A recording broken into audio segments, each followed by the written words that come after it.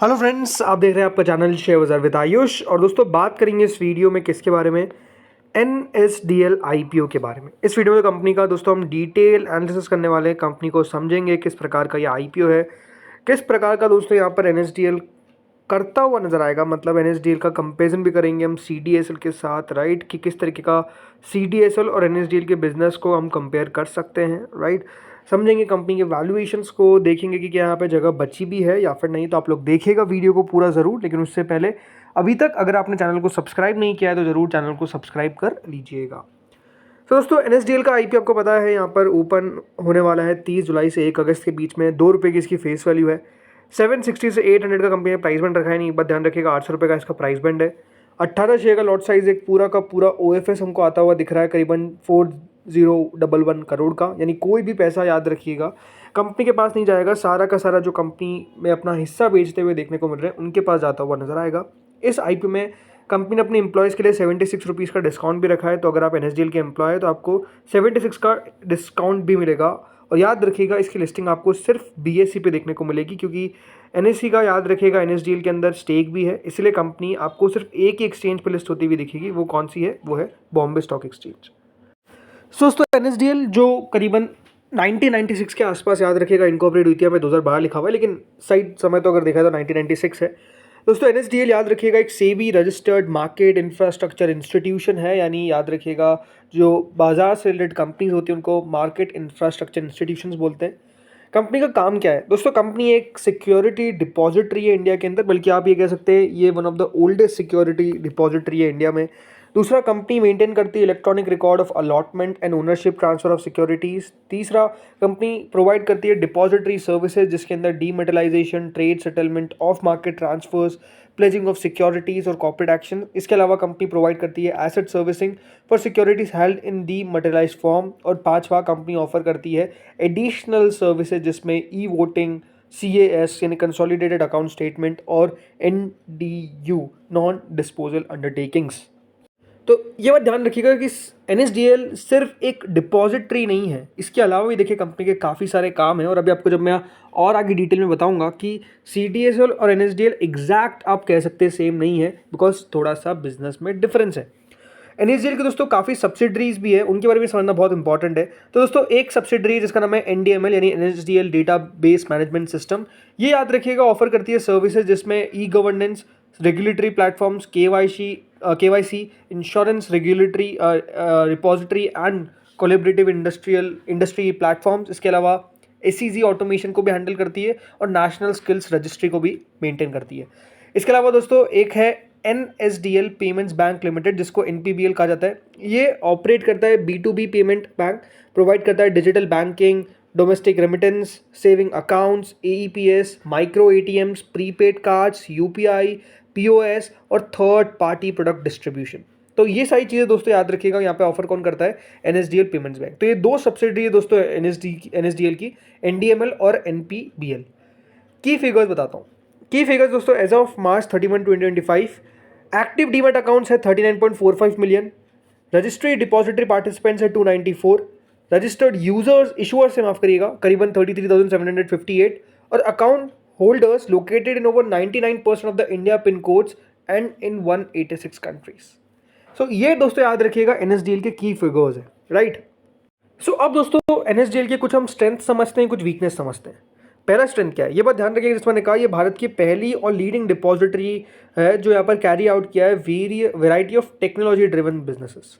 दूसरा, product innovation किया है ड्रिवन बाय टेक्नोलॉजी और काफ़ी कंपनी को अटेंशन मिलता हुआ नजर आया। तीसरा, ये एक ऐसा डिपॉजिटरी सिस्टम सिक्योरिटी इन्होंने बनाया है और इंटीग्रिटी बनाई है जो गारंटी करता है bye strong cyber security protocols, risk management frameworks और IT इंफ्रास्ट्रक्चर। चौथा, स्टेबल रेवेन्यू बेस है, क्योंकि याद रखिएगा सिग्निफिकेंट पोर्शन जो है वो रिकरिंग रेवेन्यू है, मतलब बार बार आपको वो रेवेन्यू जनरेट होता हुआ दिखता है। पांचवा, very large variety of asset class company maintain करती है इन डीमैट अकाउंट्स, तो वाइल्ड डाइवर्सिफाइड बिजनेस वर्टिकल्स भी हो जाता है। कुछ वीकनेसेस भी होगी, तो ये बात ध्यान रखिएगा, ये एक ट्रांजैक्शन वॉल्यूम बेस्ड बिजनेस है। तो हमेशा एक बात ध्यान रखिए, जितना ज़्यादा ट्रांजैक्शन उतना ज़्यादा रेवेन्यू। तो अगर ट्रेडिंग एक्टिविटी में जैसे आपने डिक्लाइन देखा, जैसे इस बार CDSL के नंबर्स आए, राइट, वीक नंबर्स क्यों है? बिकॉज डिक्लाइन देखने को मिल गया वॉल्यूम में। तो वॉल्यूम जैसे दोस्तों घटा, रेवेन्यू घटा, इन्वेस्टर सेंटीमेंट जैसे खराब हुए, रेवेन्यू घटा। बाजार में आपको इम्पैक्ट पड़ता हुआ नजर आया, रेवेन्यू घटा, तो हमेशा एक बात ध्यान रखिएगा, ये बिजनेस के लिए एक चैलेंज रहेगा। दूसरा, एनएसडीएल डिपेंड करता है on a very complex information technology, मतलब इसमें कंपनी, याद रखिएगा, इनको लगातार अपना टेक्नोलॉजी को मेंटेन करके रखना पड़ता है। कुछ किस तरीके से, देखिए, पूरा फ्रेमवर्क को चलाना है, किस तरीके से साइबर अटैक या फिर कोई टेक्निकल फेलियर होता है तो उससे ऑपरेशंस को असर पड़ सकता है, तो उससे किस तरीके से बचना है, कंपनी को लगातार ये काम करना पड़ता है। तीसरा दोस्तों, क्योंकि ये पूरा रेगुलेटरी बॉडी है, तो सेबी, याद रखिएगा, इनको जो भी कहता है उससे कंप्लाई करना पड़ता है।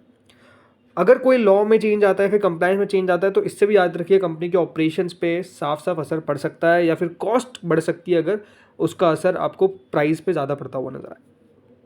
अब जैसे मैंने कहा था कि दोस्तों एनएसडीएल को हम कंपेयर करेंगे सीडीएसएल से। मैं पहले एनएसडीएल और सीडीएसएल कंपेरिजन इसलिए बता रहा हूँ, बाद में हम बात करेंगे रेवेन्यू की। तो जैसा मैंने कहा दोस्तों, सीडीएसएल और एनएसडीएल को आपको थोड़ा सा अलग देखना पड़ेगा। अब जैसे कि सबसे पहले हम बात करते हैं इनके रेवेन्यू सोर्स के बारे में। अब ये आप देखिए, इंटरेस्टिंग है। सो ये देखिए रेवेन्यू सोर्स है। अब एनएसडीएल ने और सीडीएसएल ने कितना अंतर है, याद रखिएगा, रेवेन्यू में इन टर्म्स ऑफ बिजनेसेस। अब जैसे मैंने कहा कि सबसे इंपॉर्टेंट होता है दोस्तों डिपॉजिटरी सर्विसेज का बिजनेस, जिसमें याद रखिएगा कस्टडी, जिसमें आपके शेयर्स रहते हैं। याद रखिएगा, आप जब भी शेयर बेचते हैं तो आपको सीडीएस की तरफ से मैसेज आता है, जब भी आपके शेयर क्रेडिट होते हैं तो आपको सीडीएस की तरफ से मैसेज आता है। सेम एनएसडीएल में जिस तरह जिनकी कस्टडी रहेगी उनको एनएसडीएल से मैसेज आएगा। तो यहाँ पर अगर आप रेवेन्यू देखेंगे जो इन टर्म्स ऑफ करोड़ है, 618 करोड़ रुपए दोस्तों एनएसडीएल का रेवेन्यू, याद रखिएगा, बनता हुआ नजर आया है, जो इनके टोटल 43.6% है, 100% of the revenue via depository services से। यही डिपॉजिटरी सर्विसेज का जो बिजनेस है, याद रखिएगा, सीडीएसएल में कंट्रीब्यूट करता है 90%। जी हाँ, 1080 करोड़ रुपए, याद रखिएगा, सीडीएसएल ने FY25 में कमाया था फ्रॉम द कस्टडी बिजनेस, यानी डिपॉजिटरी सर्विसेज वाला बिजनेस। और इसी में कितना, याद रखिएगा, एनएसडीएल का ओवरऑल रेवेन्यू आता है 43.6%। मतलब आप समझ सकते हैं कि सीडीएसएल का जरूर डिपॉजिटरी सर्विसेज वाला बिजनेस सबसे इंपॉर्टेंट है, लेकिन एनएसडीएल का नहीं है। तो एनएसडीएल का सबसे इंपॉर्टेंट बिजनेस क्या है?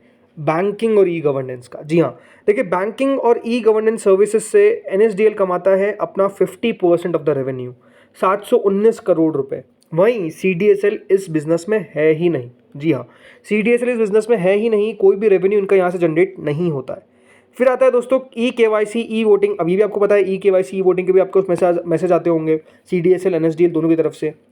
तो इससे कंपनी का रेवेन्यू आता है 196 करोड़ के आसपास का, और इधर जो टोटल इनका परसेंटेज बनता है वो 12.8 के आसपास बनता है। वहीं जो रेवेन्यू जनरेट करती है दोस्तों सीडीएसएल, इससे वो 117 करोड़ के आसपास है, जो 9.8% है। अब टोटल रेवेन्यू FY25 का दोस्तों एनएसडीएल का था 1535 करोड़, विच इज़ 100%। ये कितना हो गया? 1535 करोड़। और वही सीडीएसएल का रेवेन्यू कितना था? करीबन 1200 करोड़ के आसपास का, जो इनका टोटल होता है। तो ओवरऑल एक इंपॉर्टेंट चीज़ आपको पता चली होगी कि सीडीएसएल का और एनएसडीएल का मेजर डिफरेंस क्या है। ये देखिए, सीडीएसएल बैंकिंग और ई गवर्नेंस सर्विसेज में नहीं है, तो एनएसडीएल वहाँ से अपना more than 50% of the revenue generate कर रहा है। दूसरी चीज़ समझते हैं हम दोस्तों इनके मार्जिन्स। तो डिपॉजिटरी सेगमेंट से दोस्तों मार्जिन किस प्रकार के, एनएसडीएल के दोस्तों अगर आप मार्जिन देखेंगे तो over the period of time बढ़ते हुए नजर आए, एज वेल एज सीडीएसएल के भी। सीडीएसएल ने FY25 में दोस्तों डिपॉजिटरी के मार्जिन रिपोर्ट किए थे ऑलमोस्ट, मतलब एनएसडीएल ने 44% के आसपास, वहीं सीडीएसएल के 46.93% के आसपास। ये बात ध्यान रखिएगा, सीडीएसएल और एनएसडीएल में अगर आप डिपॉजिटरी देखेंगे तो सीडीएसएल बढ़िया करता हुआ दिख रहा है, बहुत तेज़ी से दोस्तों मार्केट अपना गेन भी करा है, रेवेन्यू भी गेन किया है, और मार्जिन भी सुपीरियर आपको नजर आते हैं। वहीं एक बार हम पूरा रेवेन्यू देखें तो दोस्तों पूरा रेवेन्यू कुछ इस प्रकार से आपको दिखेगा। अब ये बात ध्यान रखिएगा कि जो नंबर्स है वो मिलियन में है, तो हम करोड़ में कन्वर्ट करके बात कर ही रहे हैं। सो ओवरऑल आपको नोटिस में आएगा कि देखिए सीडीएसएल का जो डिपॉजिटरी से बिजनेस आता हुआ दिखा है, राइट, याद रखिएगा FY20 के अंदर ये ऑलमोस्ट दोस्तों कितना था, 249 करोड़ एनएसडीएल का, और इसका था 168 करोड़। अब देखिए फिर किस तरीके से गैप जो है वो सीडीएसएल ने फिल कर दिया, फिर हो गया 335 करोड़, देन 2705 करोड़। अब FY22 में सीडीएसएल का बिजनेस, याद रखिएगा, ज़्यादा होता हुआ देखने को मिला है इन कंपेयर टू एनएसडीएल। करीबन 414 करोड़ रुपए दोस्तों सीडीएसएल ने रेवेन्यू जनरेट किया फ्रॉम डिपॉजिटरी। वही एनएसडीएल का इस समय रेवेन्यू कितना आया, ओनली 369 करोड़। उसके अगले साल 409 करोड़, फिर 450 करोड़, यानी सीडीएसएल अब आगे आता हुआ दिखा। और FY25 में 618 करोड़ रुपीज़ जनरेट किए एनएसडीएल ने फ्रॉम डिपॉजिटरी, तो सीडीएसएल ने 848 करोड़। यानी जैसे मैंने कहा, सीडीएसएल जो पीछे था वो लगातार दोस्तों आगे आता गया डिपॉजिटरी के अंदर, और लगातार अपने आप को बड़ा करता गया, इसमें कोई दो राय नहीं है। अब दोस्तों बात करते हैं पूरा यहाँ पर एनएसडीएल के रेवेन्यू के बारे में। तो रेवेन्यू तो देखिए रेवेन्यू कंपनी का करीबन 1099 करोड़ का था इन 2023, फिर लगातार ग्रो करके वो 1365 करोड़ हुआ, फिर 1535 करोड़ हुआ। यानी यहाँ पे लगातार आप देखेंगे तो एक ग्रोथ नजर आती है। वहीं मुनाफा 234 करोड़ का था in the year 2023, then 275 crore का हुआ, देन 343 करोड़ का हुआ। यानी यहाँ पर भी अगर आप देखेंगे तो लगातार ग्रोथ नजर आई। वहीं जो बोरोइंग थी दोस्तों कंपनी के ऊपर अगर आप देखेंगे तो है ही नहीं, राइट, क्योंकि दोस्तों एक एसेट लाइट मॉडल आप समझ सकते हैं। तो ओवरऑल एक डेट फ्री कंपनी आपको नजर आती है कौन, एनएसडीएल। इसलिए दोस्तों यहाँ पर अगर आप रिटर्न रेशियोज देखेंगे तो रिटर्न ऑन इक्विटी है 17% का, रिटर्न ऑन कैपिटल एम्प्लॉयड है 22% के आसपास का, पैट मार्जिन है ऑलमोस्ट 22.35% का, इबिटा मार्जिन है 23.95% का, और प्राइस टू बुक वैल्यू है 7.98 की। यहीं अब अगर हम बात करते हैं दोस्तों प्राइस टू अर्निंग की, तो दोस्तों एनएसडीएल का आईपीओ आ रहा है at a price to earning of 46.63।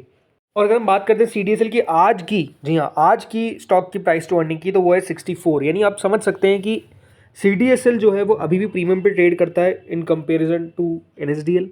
But जैसा मैंने कहा, बिजनेस में याद रखिएगा डिपॉजिटरी का इनका सबसे मेजर कंट्रीब्यूशन है, वहीं एनएसडीएल का नहीं है। लेकिन क्योंकि दोस्तों एक ऐसे बिजनेस है जहाँ पे हमेशा आप बात ध्यान रखिए मार्जिन्स काफ़ी अच्छे रहते हुए देखने को मिलते हैं, तो इन बिजनेसेस को हमेशा दोस्तों बाजार एक प्रीमियम देता है। अगर मैं बात करता हूँ करंट ग्रे मार्केट की, तो करंट ग्रे मार्केट है करीबन 135 रुपये पे, विच इज़ 16.88%।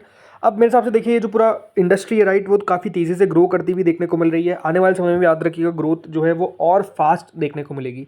हमेशा एक बात ध्यान रखिए इस बिज़नेस में, जैसे मैंने कहा, बाजार का उतार चढ़ाव हमेशा एक इंपॉर्टेंस रखेगा इनके रेवेन्यू में, बिकॉज उससे उतार चढ़ाव देखने को मिलेगा। बट आई थिंक अच्छी ग्रोथ वाली कंपनी है, ज़्यादा कोई कॉम्पिटिटर नहीं है, डुओपोली मार्केट के अंदर, और लगातार दोस्तों दोनों कंपनी ग्रो कर रही है। ये भी अपने आप में एक पॉजिटिव पॉइंट है।